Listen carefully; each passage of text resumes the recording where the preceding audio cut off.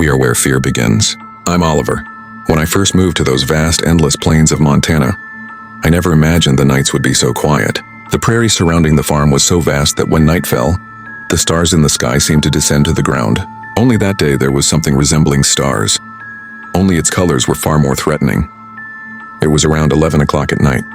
I had turned off the lights in the barn and was walking towards the house. Just then, a red light appeared at the farthest point of the field. It wasn't steady, it flickered slightly, so much so that it seemed to open and close as if something were breathing. Neighbors had said Montana was accustomed to this kind of light phenomenon, but this light was very different. Curious, I took the tractor. I headed towards the light. As I approached the light, the wind died down. The grasshopper sound suddenly stopped. The familiar night music of the steppe vanished completely. I stopped the tractor and got out. The light was now in front of me. It was red, round, and pulsating.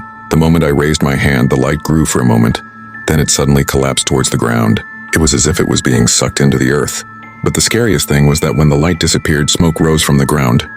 From within the smoke, traces resembling human footsteps were moving towards the field. But the footprints had no end. After a certain point, they were completely buried in the ground. The only thing that crossed my mind at that moment was, this thing isn't walking, it's rising. When I looked at the field again the next morning, I could have thought everything I had experienced that night was a dream. There were no traces. The ground was flat. Not even a trace of smoke remained. But when night fell, the silence of the steppe descended again at the same moment. The wind stopped. The animals became restless. The horses were neighing back and forth in the stable, while the dog stared fixedly at the door without barking. At 23:14, the light returned. This time it was closer. It had descended to the distance between the house and the stable. When I looked out the window, the red glow seemed to be hitting the walls. As the light rippled, the shadows lengthened and shortened. It moved as if wandering around the room. I couldn't breathe from fear, but I went to the door. As I stood alone in the middle of the farmyard, the light suddenly grew larger and a silhouette appeared from within it. It was taller than a human, but had slumped shoulders. It stood sideways as if it had just learned to walk.